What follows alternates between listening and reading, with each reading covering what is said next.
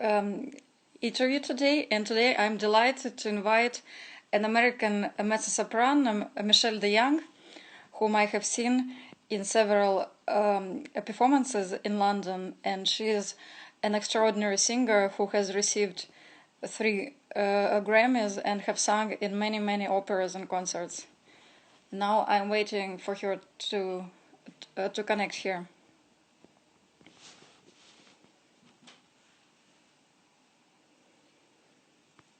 Yes.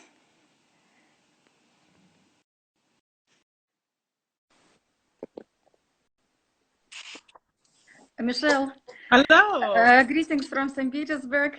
It's so It's good. nice to talk to you. Yes, it's good that technology now can do it to us in these times. And I will switch the comments so that your face is better seen Oh, on. my phone, my head is almost too big to go into my phone. Well, that's excellent, and that's why I switched off the comments so they don't block your face. Okay. So if we could maybe cover your career in 1 hour, and in the end I will ask about what you're doing in the current time, in the quarantine times. Okay. So I guess my first question would be, do you have any idea whom you could have become if not a singer? Were there any options? Well, the interesting thing is that, I grew up in a very small town in Colorado and never occurred to me to be a singer. Mhm. So my thought really was that I would get married and have a lot of kids and dogs. And that did not happen. But when I went to college, I was always very good at playing instruments, playing the piano, singing. I always had this huge range. So, in choirs, I could do any part they wanted me to sing. Mhm. And I loved it. I always loved it. But it never occurred to me to do that for a living. So I went to a private college in Grand Rapids, Michigan, and the choir director had me do a solo. And he said to me, "Have you ever considered doing a career in singing?" And I was like, "No." Huh. And so I decided, I had a big talk with my parents and said, why don't I try this? And I'll just put everything towards it. And when I'm Mhm. 25, if I don't have any encouragement or anything like that, I'll do something different, because 25 is, well, any age is young enough to change things, but it's still young enough to do something else. So that's what I did. And I went to a university in California, and I basically took everything I thought had to do with classical music or opera career. And while I was going there, my voice teacher said, I want you to get ready for the Met competition, Metropolitan Opera competition, and I want you to be prepared because you're going to win. And they're going to ask you to be a young artist. And I laughed because I'd never done a competition before. And I said, Kurt, his name was Kurt Allen. I adored him. He's unfortunately passed away. But I was like, Kurt, I know you love me, but I mean, it's just not going to happen. But it did. It's exactly what happened. I did the Met competition in LA, and I won in LA, and I won the Western region, and I won in New York, and they asked me to be a young artist. And so I left college and I moved to New York, and I did the 3-year young artist program at the Metropolitan Opera, and then fortunately, got agents in my 3rd year and have been working ever since singing. So it's been amazing. Your voice is your instrument. Is there a special relationship you have with your voice? Like, when you are not fully in your voice, or you Oh feel yeah. that's it, I have reached my full capacity. Like, is the voice is a certain entity that is beyond you, and you have to connect with it through exercises, through inspiration? How do you live with your voice? Well, especially being a classical slash opera singer, because typically we do not use microphones, Mm-hmm. and our body is our instrument. We use our entire body, Mm-hmm. so it's very important to be fit, to eat well, and to be physically fit, and because it's a workout. If you're doing a 5 or 6 hour long opera, it's exhausting. I will afterwards, your legs, or my legs and my arms actually hurt just from all the energy I'm giving it. Mm-hmm. And but I also love that about it. So you really have to take care of your whole body in order to be a good singer. And would you recognize any famous singer in the world by closing your eyes. What I'm asking, is there a uniqueness to each big voice we have in the world? Yes, I do believe so. I think there's sometimes you can hear people that have similar timbres, but timbres are very unique. So like you could take, for instance, Kirsten Flagstad and Birgit Nilsson, who sang almost exactly the same repertoire, and they are so different. So yes, I think that if I know the voice, I could definitely tell you who it was. And the same thing for you, yes? People would know it was you, even just not being told so, yeah? Yeah, I think if people know my voice, they know I have a very unique sound, because in some ways I have a very youthful sound, but in some, I mean, I also sing, you know, I have an enormous voice, and so I sing the dramatic reps. So it's a sort of a mixture. I don't think I sound like anybody else. Well, I'm sure that you don't. I just asked it maybe to think about it. And you mentioned the range of your voice. Who advises you to choose the roles to form your repertoire, knowing how big it is? Maybe there is a danger to lose yourself, yes, in all possible roles, or knowing who you are, you actually only choose the specific ones that would highlight its strength better. How do you limit your repertoire, or on the contrary, broaden it? I think it's very important for all singers, but especially a shout out to young singers, that you have somebody that you really trust. I mean, really trust. And I don't just mean trust because you love them and they love you. I don't mean that. I mean that, and the fact that they know. So I was fortunate enough to study with Trish McCaffrey when I was a young artist at the Met, and she is still somebody to this day that I trust very much, and she knows my voice. And but also what I think is imperative is that we know our voice, and that we know, you know, I when I'm teaching, I'll say to someone, if it's strainful, it's wrong. It should not be. You should be exhausted down here, but here should be not strained.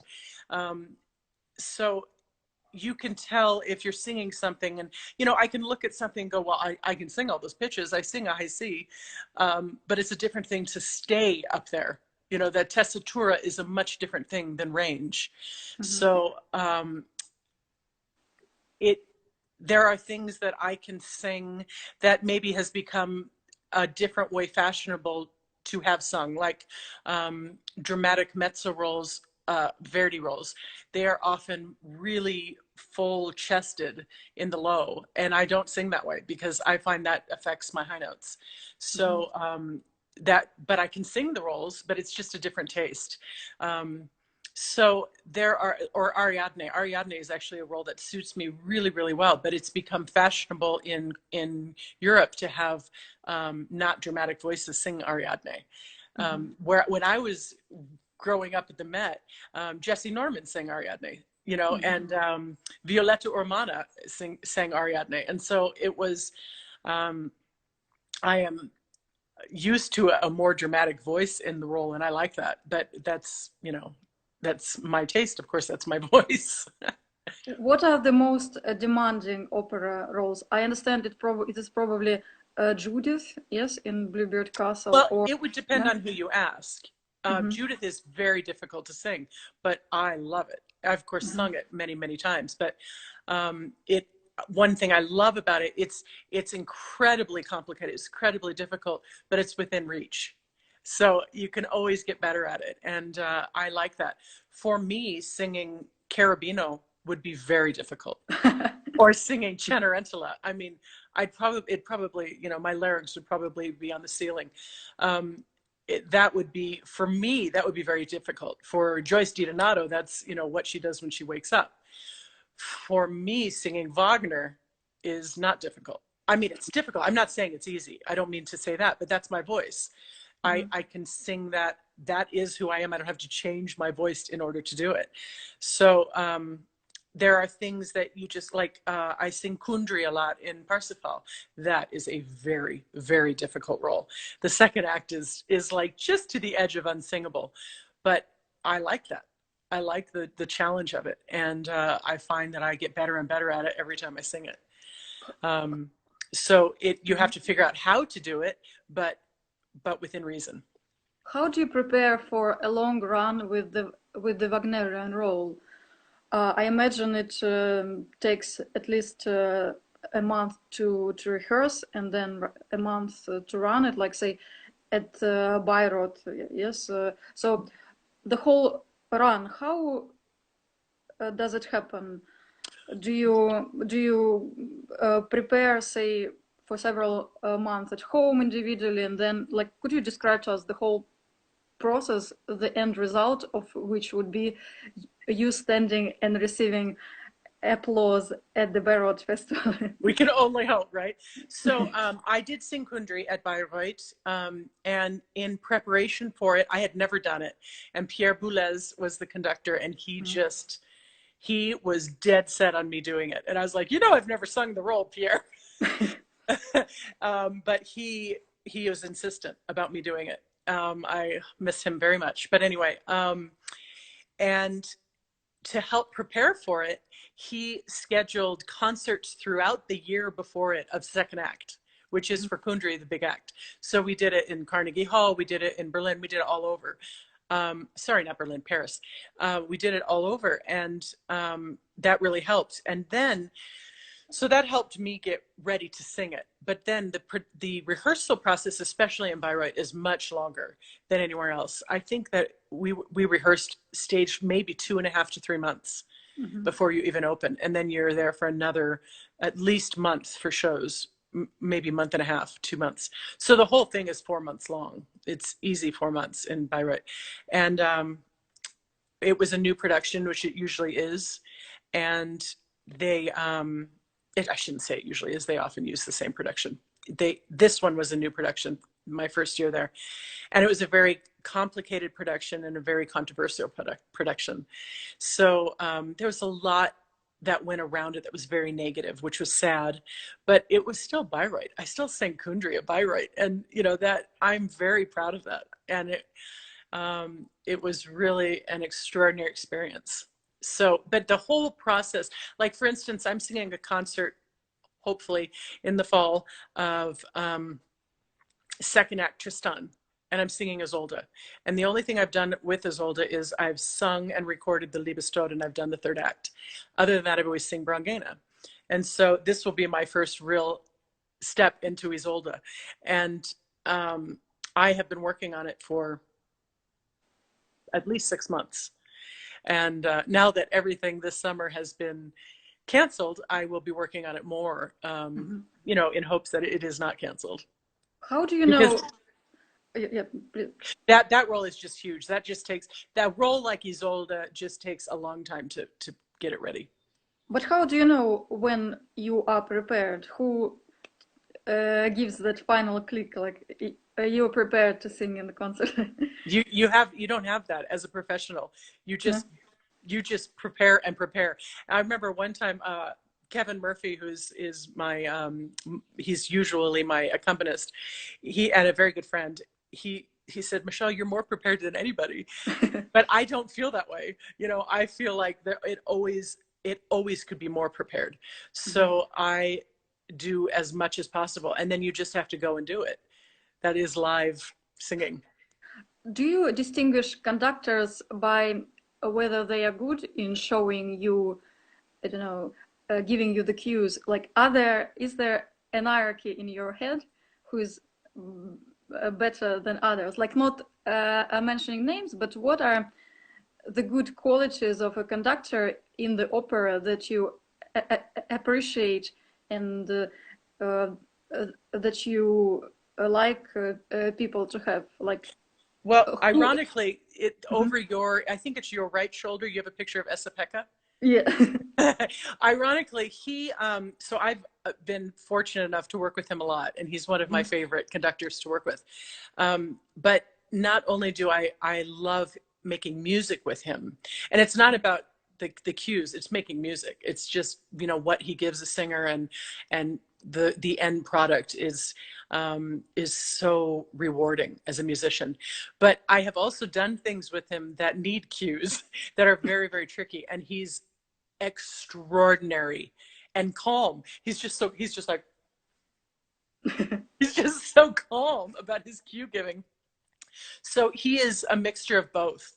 He makes, if you are ever off, he never loses his cool ever. I have never seen him lose his cool on stage, and and he'll just point to you and bring you in. He's very, very calm. So, which gives you such a sense of calm on stage. So I would say, as far as cues go, and I mean, in many cases, he's definitely the greatest. Mm-hmm. So basically, the conductor is the one who helps you not to lose the rhythm and knows where things have gone wrong and puts everybody back on track. If Well, if that happens, somebody, hopefully that doesn't happen. But if that happens, that is definitely his job. But it's also, or his or her, excuse me, it's also the conductor's job to, it's their vision sort of how it's going to be. You can have discussions of how it is, but when you get to it, it's them that really, you know, because you can't have every soloist, for instance, decide how they want it, because else you'll never have it. You know, sometimes people like to sing fast, sometimes they like it slower. You'll never have that come together if you don't have a conductor.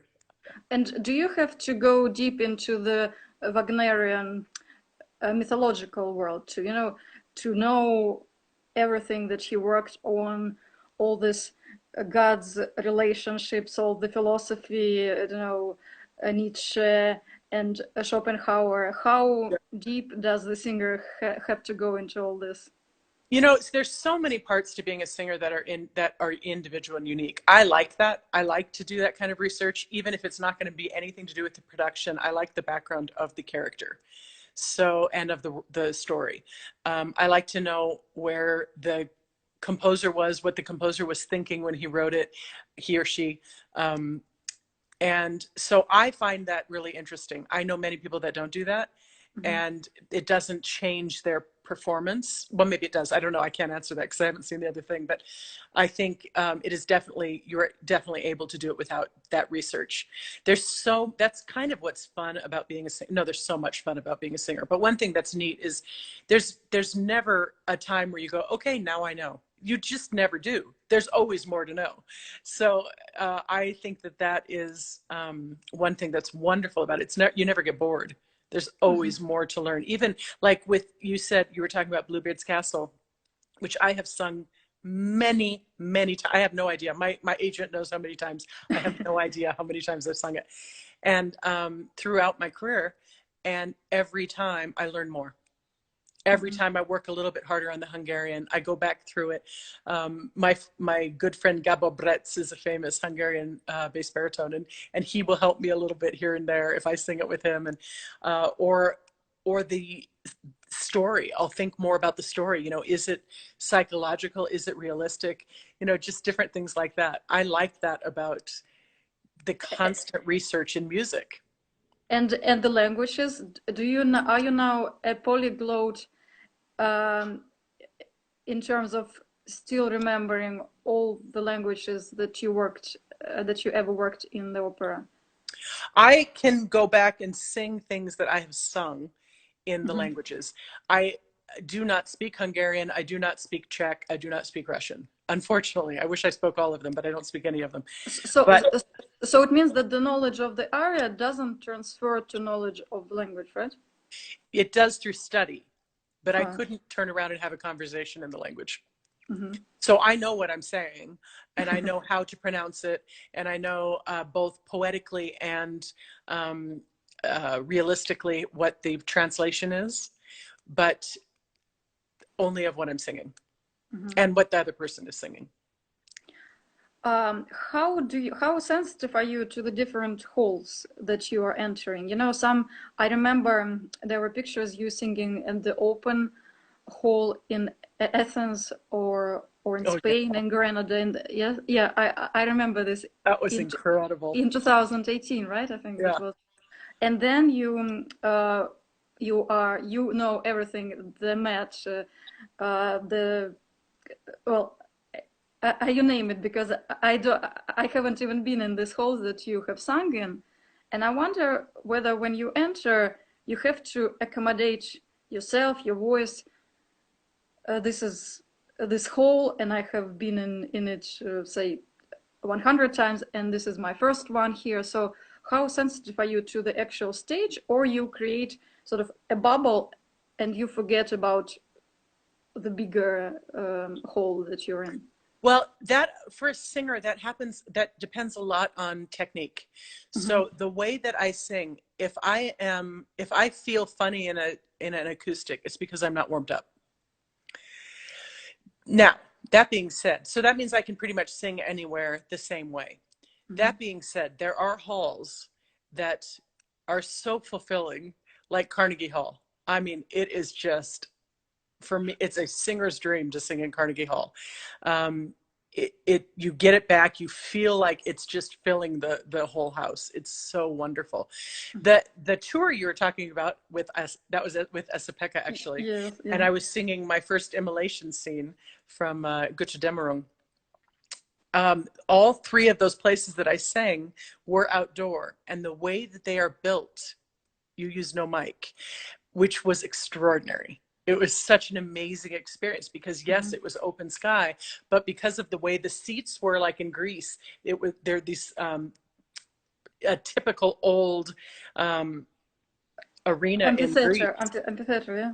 Yeah, amphitheater. It was all Yeah. in, the stones were right there, and so your voice just fills it. Very Well, interesting. I'm sure that was amazing.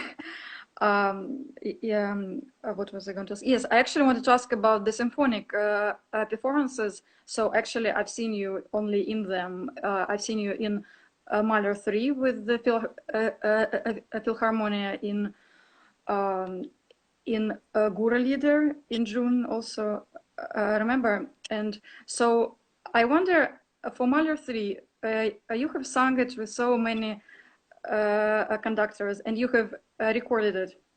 How do you, why do you feel Mahler had to put this vocal part into it? It's kind of has this special small role. It kind of Yeah. suddenly enters there. So I wonder, how do you perceive it in the Well, structure? Why are you there? Mahler definitely was very touched by the human voice, and like the lower voice especially, I think. Mm-hmm. But he was such an emotional composer, and I believe that he felt the need for that because Mahler too, his second symphony, his third symphony, his fourth symphony, his eighth symphony, Das Lied von der Erde, they all have voice in it. I believe that I think he felt, you know, a lot of people have the emotional connection to the human voice, and I believe that he did. And I think that's why he put it in. Of course, it's only a movement here or movement there in both, in all of those. Well, not the eighth, but in the second, third, and fourth, it's just a little bit here and there. And my poodle wants to come up and say hi. And, Oh yeah, that's great. That's gonna be a small bonus for the viewers. he's like, oh, she's talking to someone. Who's she? Hi, Tivit. Say hello. So I think that I believe that's why, and I feel very blessed that I've sung it so many. I've recorded it 4 times, Mm-hmm. 4 or 5, I can't remember, but it's really quite an amazing thing to sing, and strangely, because it's well, Mahler 2 is actually more difficult. The entrance of Mahler 2 is terrifying, but it's so exposed, both of them, and it's so short, you know, and you have so much to do in that little amount of time. Yeah. So that makes it a little bit of a challenge. But I cannot tell you what it's like to be on the stage during the symphony when you're not sick. Afterwards, afterwards, yeah. Because I love symphonic work. That is, you know, to go to the symphony every night, I would be fine with that.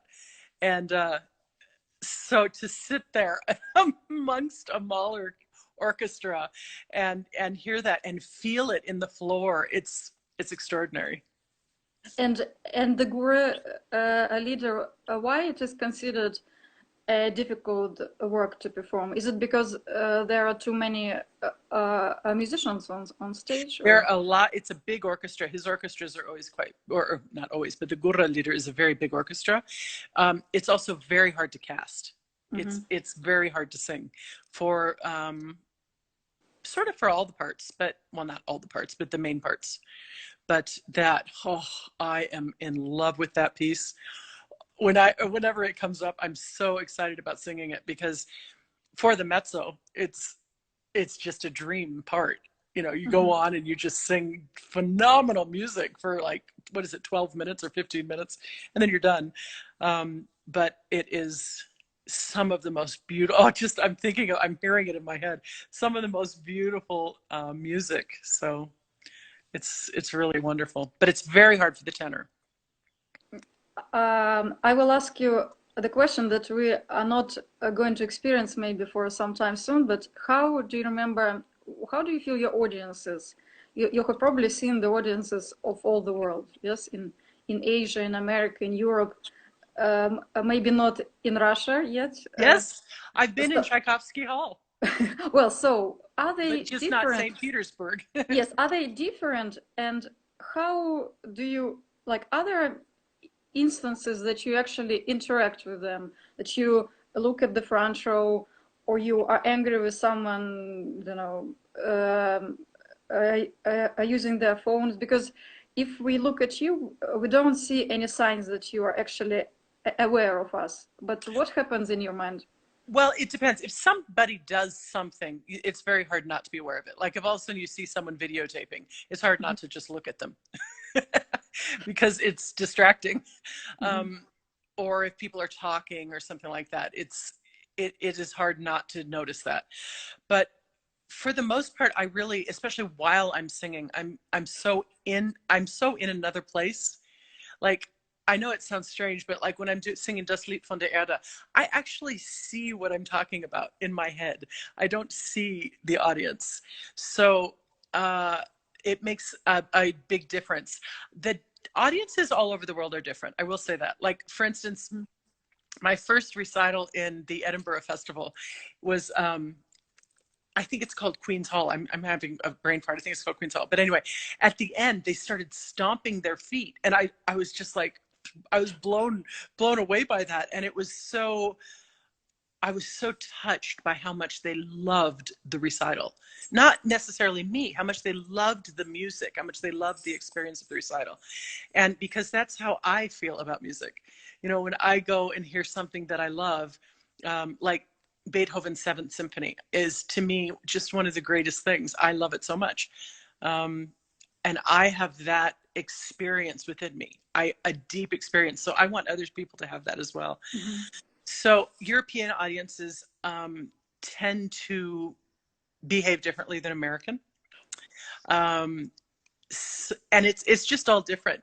The people are different. In Asia, you have to sign autographs for an hour, you know, which is lovely. It's lovely that because they love it so much.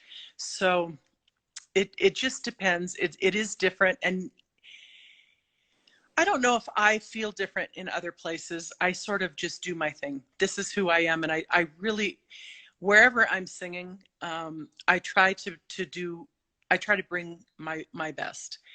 And I try to sing as much as well as possible. I try to be as present as possible. So that kind of matters before and after, but not during. Do you think it will be possible for you if they now will allow certain recitals but without audiences? Would you be able to sing them? You mean like in a live theater with no audience? Yeah. A live theater, a theater with no audience. Yeah. I have been thinking about that as some have been canceled recently. About doing a recital on like live internet or something. My friend Matthias Görne has done one, and he does, and you'd think that there was an audience, you know, and that's part of what we do. I mean, even I'm doing this recording. I don't know if you've seen it. This recording on YouTube. I'm doing the Winterreise, and my pianist is not here. My pianist is in Chicago, and my cousin is in California, putting the videos together. None of us are in the same place, and it's all being done by, electronics, obviously. Um, that is not ideal, but it's still making music. There is a different thing. I will give you one example. I did Mahler's Second Symphony with the Vienna Philharmonic and Pierre Boulez, and we recorded it. And we did concerts, and the audience is just extraordinary in Vienna, and they loved it. And people usually love the end of Mahler too. It's so exciting, and everyone just feels so blessed. And then we recorded it, and we recorded it without the audience in the same hall. Mm-hmm. And that was very hard for me. I said to him, can't we record it with the audience? He says, no, I don't like the sounds of the audience. He wanted it, but that for me is very difficult. I find a different energy, a more natural energy when the audience is there. And when the audience isn't there, then you focus on things that you don't focus on when you do live singing. Does that make sense? You mean you become more demanding to yourself? Yes, you become more self-critical. You're focusing on your voice. You're focusing on this. When you're singing to people, I don't honestly know. Like when I did there was this big concert I did with the New York Philharmonic of the 10th anniversary of 9/11, and we did Mahler's Second Symphony. And the people in the audience were either survivors of 9/11 or they were family members of people that didn't survive. And they told us that right before we walked on stage. So I was so emotional, and I stood up to sing the Urlicht, and I could not control my emotions. And I was like this while I was singing. I was so into it, and I just wanted to touch people. I was just like, take my love, And I got done, and I was like, that's the worst singing I've ever done, but I'm okay with that. And then of course it becomes this big, they make a DVD out of it. It becomes this big thing. So I finally had to hear it because I knew everyone was going to hear it. And I was like, that's good singing. Mm-hmm. But that's not my reality of it, because I couldn't control my breath because I was so emotional. I felt like everything was just, not flowing. And I don't know how that happened, but it did. It came out really, really well. So I find the energy of singing for people, I definitely do better musically. I definitely do better. Actually, you mentioned the recordings. We had a discussion with my friend, the music critic, and he says that paradoxically, the recordings, you are never knowing whether you are capturing the best possible performance. That some of them go unrecorded and only are remembered in the memories. So I was wondering, when you listen to your recordings and you know the whole wealth of your performances, do they represent you? Are you lucky to be represented by your recordings well enough compared to the potential that you were doing on stage at other times? Well, it's hard to know because as a singer, you cannot hear yourself. Mm. So I record myself every time I sing.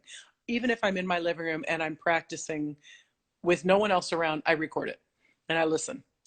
So you have the library of your whole life somewhere. Yeah, I guess so. Scary thought, but yes, that's a very big library. But I will often think, or I'll go into rehearsal and I'll sing, and I just keep doing the things that I think are the correct things to do technically, vocally, but I'll walk off going, wow, I'm in terrible voice today. And then I'll listen and I'll go, that's good singing. So it is hard to tell sometimes as a singer. I think especially with a bigger voice, when you have so many different places your voice can actually go. Mm-hmm. But I think, so it's hard for me to answer that with the recordings. There, one thing is with people that do a lot of solo discs, there's a lot of things that they can do electronically to fix things. Mm-hmm. And so the person sounds a lot different live. I do think I sound the same because I don't know. I guess I don't have that done quite as much, or I don't have a solo recording contract. I'm on I'm on the Ring cycle or Mahler 2 or Mahler 3, or, I'm on things like that with symphonies, mm-hmm. but I only have one solo disc presently. So there are times I think that people don't take into consideration, like when I did Les Troyens with Sir Colin Davis, which, you know, ended up winning two Grammy Awards. And I mean, a huge success. I had tracheitis, which is the infection in the trachea, and I could almost not phonate. And I was going to the doctor almost every day, and they were getting me through it. It was Mm-hmm. very scary. And then Colin would say, Sir Colin, excuse me, Sir Colin would say to me, Michelle, do you want to go hear the playback? And I'd go, no. And he said, well, you might, you know, you might hear it, something you want to change. I said, I can't do it any better. And I wasn't being conceited. I literally could barely phonate. So, and they didn't want to fire me. So, or I shouldn't say fire me. They didn't want to get rid of me, but that I did the best I could do. And Mm-hmm. is it the best singing? No. If I was healthy, it would have been a lot better. But I'm very proud of it because it was, that is the best I could do. And you know what? We won 2 Grammy Awards, so it wasn't that bad. And then I did a Mahler 8 with Pierre in Berlin, and same thing. I got really ill, and I went to him and I said, you replace me, Pierre. I am totally fine with that. And he goes, no. He just wouldn't. I was like, you do hear me. I'm really sick. And he goes, I want you on the recording. And it ended up being, because I was sick, I was like just so careful vocally. I couldn't do anything. I couldn't oversing. I couldn't undersing. I just had to sing correctly, and it's actually quite good. So I remember when it came out and I played it for my voice teacher. She's like, "That's the best I've ever heard you." Mm-hmm. So you know, it just depends. There are things people like to record us when we have no say of it, and it's on YouTube, and you know, you can't do anything about it. We don't always sing well. There is stuff out there that is not as good as singing, and that we're human. So all of us, you know. So you mentioned this quality, the stamina that a singer must have. What are other psychological qualities that you think a musician, or and especially a singer, must develop? You mentioned health. You mentioned, well, I guess maybe psychological flexibility to do, yes, to do different things. But what are others? Well, actually, since you say psychological, it is important to be emotionally healthy, because quite frankly, if you're not and you go on stage and you know you lose it, that isn't so good either. Um, it's a tricky career. I'm not going to lie. It is not for everybody. Mm-hmm. I think I'm strange. I love it very much. I love Colorado, which is where I grew up and where I live currently. And if you have to be quarantined somewhere, this is the place to be quarantined because I can walk in open spaces, but and see the mountains. But I miss traveling. I mean, you know, you're in St. Petersburg, and all I can think is, oh, I want to go there so I'm bad. not traveling either. You know, I'm in the suburb with blocks of flats. I don't see the Yeah. center, unfortunately. So, Oh, yeah. right. Yeah. No, exactly. I mean, it's the same everywhere. But what I'm thinking is just of all these places that I've not seen and I'd like to see. And I like the career. I think, you know, I'll fly to Paris and do one concert. And Mm-hmm. to me, I'm totally okay with that. I have to figure out how to do it. I have to get there early enough. You know, we can't fly, mostly singers can't fly overseas and sing that day. I am not one of them that can do that. I know people that can do that, and I am not one of them. Um, and you know, I know singers that smoke. I'm not one of them. I cannot smoke. Mm-hmm. I am very sensitive to alcohol. So it's all different. I'm sensitive to carbs. You know, if I eat pasta before I sing, I'll fall asleep. So we're all different in figuring out how we need to cope. So in the way, your voice is almost like a very highly insured, expensive car or a castle, yes, that you have to take good care of, yes, and Yes. know all the things, how it works and how to maintain it, yes, at the best level. Yeah. Yeah. Well, I mean, the vocal cords are so delicate. They're so Mm-hmm. delicate. Two little folds of I don't know, stuff. And you could have something too spicy at night and not be able to sing the next day. You could sneeze and not be able to sing just Mm-hmm. from a sneeze, you know. And it's not that we're that delicate, but we have to be cautious. We have to be careful. You know, if I go onto a roller coaster, I can't scream. So I laugh because if I scream, that could end my career. So um, we just have to be cautious of that kind of thing. You know, am I singing tomorrow? Oh no, I'll have a glass of wine. You know, that Mm-hmm. maybe Mm-hmm. that, or um, if you in a fight with your husband and you cry, you're not going to have a voice in the morning. Well, that means that you have not to fight with anybody. Exactly. Yeah. That would be ideal. Yes. Hmm. And is there how to say a continuity between the singers in the history of a vocal, like say of opera? For example, we could place conductors in some kind of lines who is similar to, like, the the emotional type or the intellectual type. Are there any lines of the heritage of singers that you could put yourself into line with, that that you are continuing a certain type of singing in the history? I don't know how to answer that because I don't see that in conductors. I could name 5 conductors right now that I don't see any similarity, Mm-hmm. Mm-hmm. that are all having major careers right now. Singing is in an odd place, in my opinion. It has become a very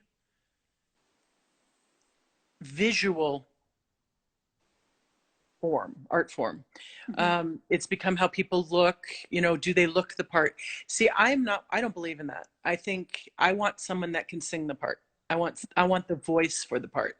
Um, and I would rather imagine the look, have a little imagination with that, than Mm-hmm. have someone that looks the part and can't sing it or doesn't sing it correctly. That's my opinion.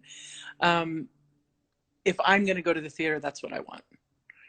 So I think it is because of the internet, because of Hollywood, because it's become people really like quote unquote famous singers. And a lot of times famous singers are famous because they have good publicists or Mm-hmm. because they looked the right way and somebody big backed them. That doesn't mean necessarily that they are the greatest. Do you know what I mean? So I obviously am very picky in this subject, but I am a musician at heart and I like really good singing. I like good Mm-hmm. piano playing. I like good violin playing. I like good everything. Actually, now you mention it, I actually wanted to ask it, but who makes this judgment? For example, do critics uh, have the right to make the judgment who is good or not? Do they have Or to wait? like or does everyone make a judgment only for himself, like how do people know if they are I not think it's both. I as think experienced? sometimes people make their own judgment, and I think that is ideal. I wish all people did. Mm-hmm. Um, because, when someone says, when I listen to that person, I am so touched, that means something to me. Mm-hmm. When someone likes them because the critics like them, well, I mean, you got to take into consideration, not all critics are, their papers sell if critics are mean. There are people that are paid to write good critics about people. So how can we trust any critics? Well, but maybe now we can trust all the bloggers, who are sort of That too is independent an opinion. writers. And if say somebody doesn't like someone because they got hired for a job that someone else didn't, so then that Mm-hmm. person just goes after them. And people, it's sad, but for some reason it's, what is that phrase? Misery likes misery or something, where people it makes them laugh to read things, mean things, it's, which is really sad, because if you think of all artists, painters, singers, violinists, all artists, we are going out there and giving of ourselves. That is us. Especially singers, it is us that you're hearing. We don't have our instrument is in us, and we are trying to be unique and share who we are. So when people just bash it, it's soul breaking. Mm-hmm. It's almost like, I don't know, ruining your child or something like this, yeah, like your Yeah, best self, yeah. yeah. And the thing is that I have gone back and forth throughout my career of not reading it because I was too sensitive then. I did read it, and then I I am a little careful reading it. I have definitely critics that are not fans and will not ever write anything good about me, no matter what. I will even have critics that write backwards compliments about me because they don't like me so much. Like if it's really good, somehow it'll be not a compliment. And that's just the way it is. And so it doesn't do me any good to read it. I don't, that isn't who I should trust. I should trust me. I should trust the people that I really believe in. You know, when they say that was not your good, that was not good singing, or you were not,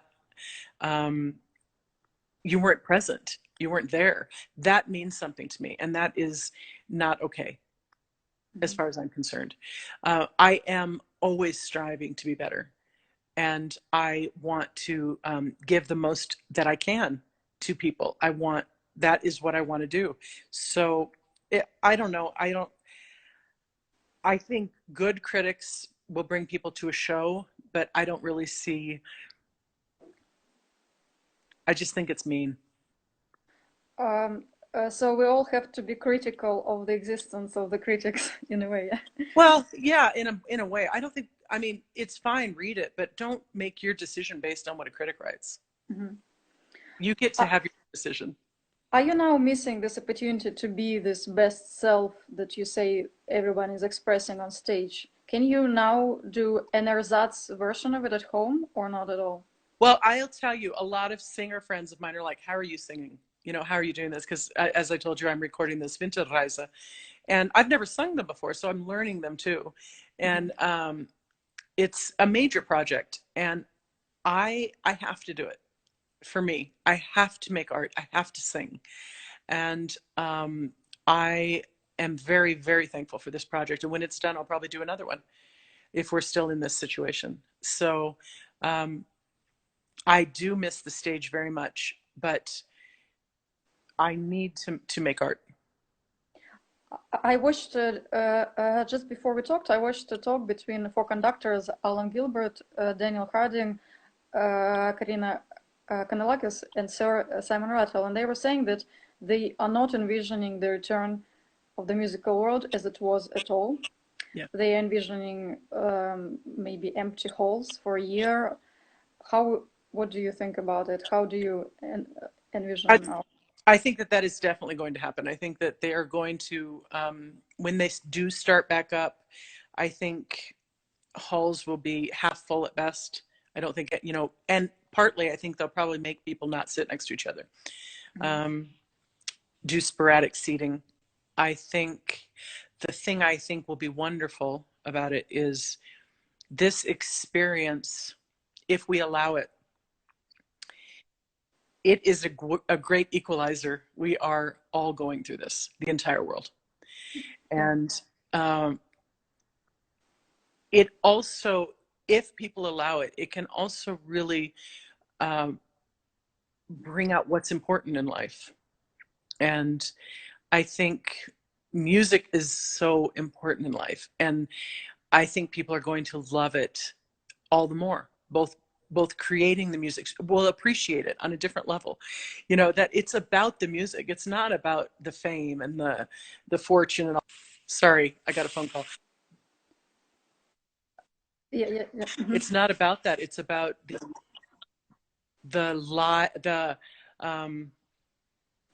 the creating the music and living in that music. And I think it will touch people in the audience more too.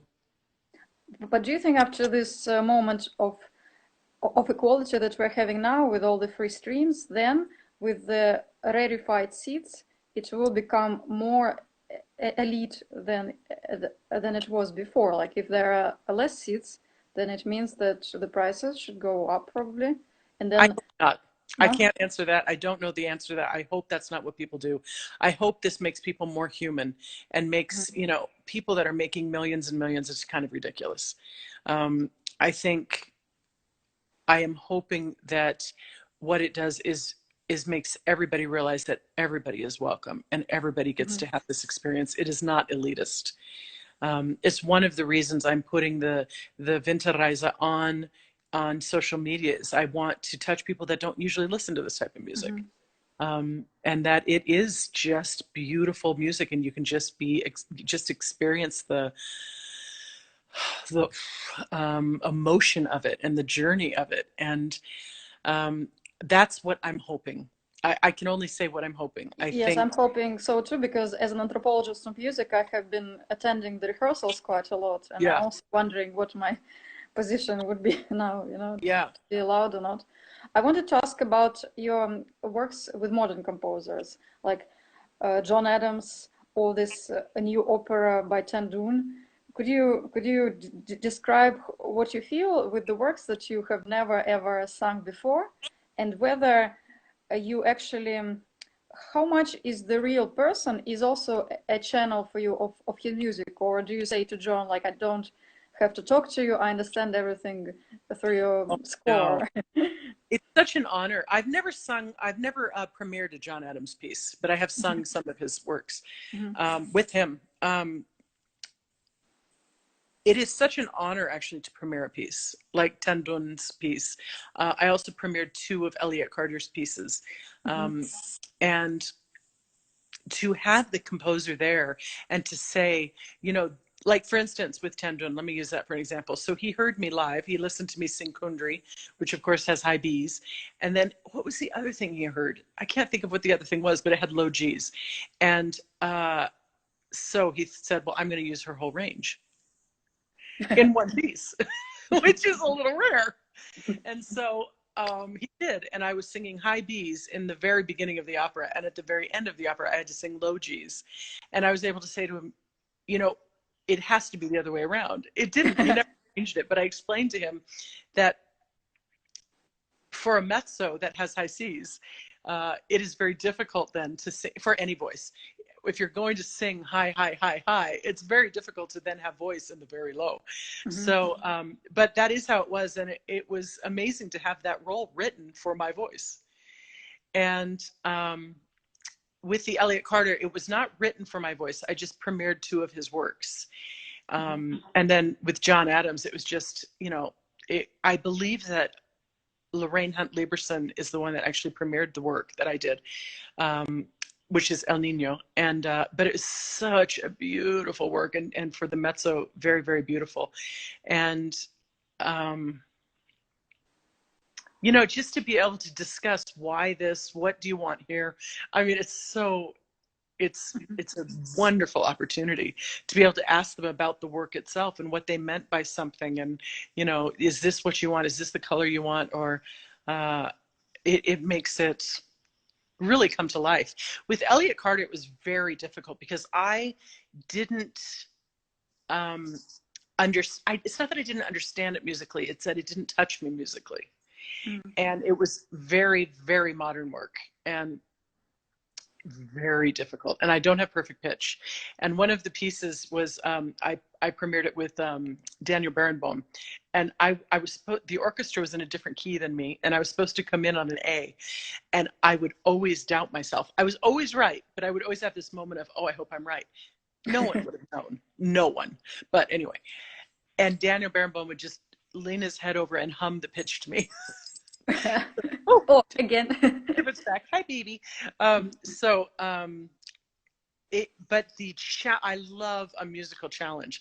It's like what we were talking about before. I like to just become better and better and better. I'm constantly working on my craft, and I like that.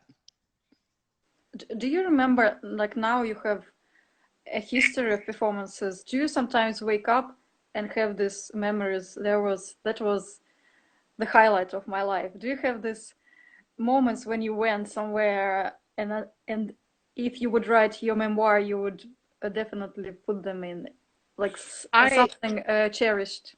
I have to say, I would say that about most of my career. I'm really, really blessed. I've had an incredible career and experiences on all different levels that have just been so wonderful. I think at the beginning of my career, I thought that was kind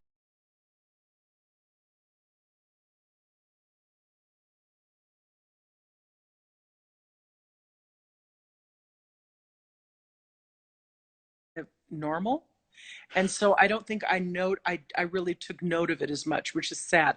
Not that I don't remember it, but at the moment I didn't realize things were so huge. So I think that to be able, I think back on it and go, wow, I did that.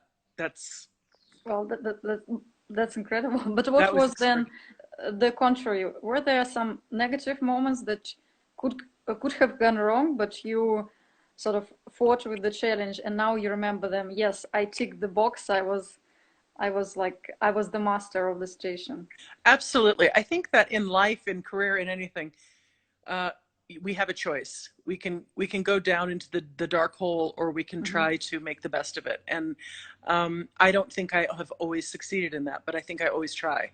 Hmm. Uh, I I think when we go through really hard times in life, if we can try to just keep working towards the light, and try to think, I'm gonna learn from this. I'm gonna become a better person because of this.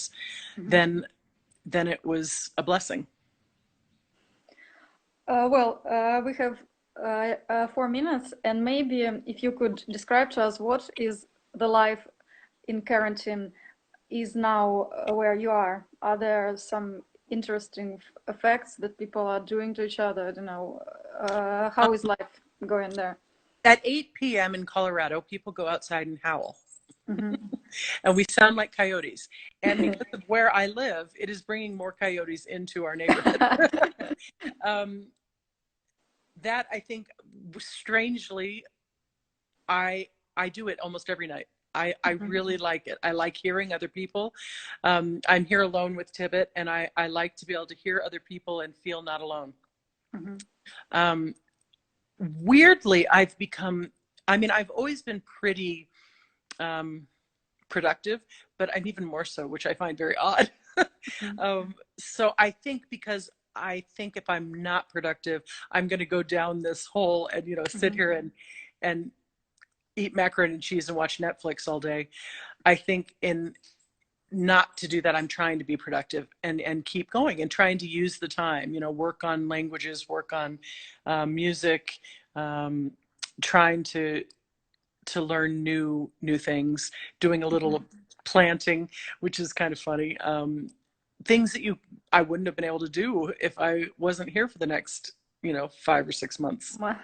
Do you feel well connected through all Zoom and phone calls and social media, or are they only showing to, to you that it's only an imitation of connection, or do they actually serve I think their social media purpose? is definitely an imitation of connection. I don't Mhm. think people are generally very honest on social media. Like, Mhm. they make things either look much worse than they are, much better than they are. Um, Much better usually, I think. Usually Yeah, much better. Like, yeah. you can know somebody and they're like in a terrible marriage, and they're going on and on about their wonderful, and you're like, you just told me you're in a terrible marriage. You know? But I love Zoom. Mhm. This is a new thing and Mhm. lovely. My family actually does a Zoom meeting every day.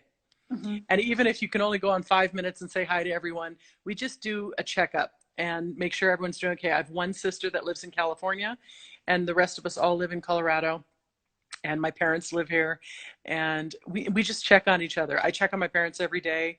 I grocery shop for them if they need something, but Mhm. mostly they do delivery. But if they need something, I'm the one that goes and I won't let them out. Mhm. um, I don't go to their house. They don't live with me, but I encourage them not to leave their house. And so that's, of course, very different. And in some ways, I think people are becoming more humane, which I think is great.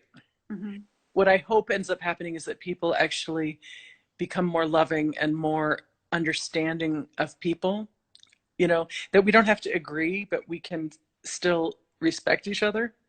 I, Yes, I hope that and happens more.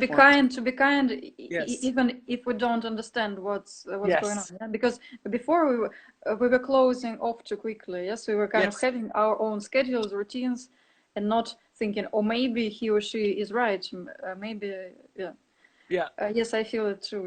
Yeah. Like the stubbornness of the humanity Yeah. is falling away. It's not gonna hurt you to respect someone else, even if you don't agree. Yeah. Well, We have 30 minutes, and in them, I want to thank you so much for being with me. It's so good, I'm alone in my flat, and it's so good for me to be connected to people through this media. And I hope to see you either at the Philharmonia concert or in some opera at some point. And thank you so much for being Thank with me you. today. Thank you. Thank you. Bye. Bye.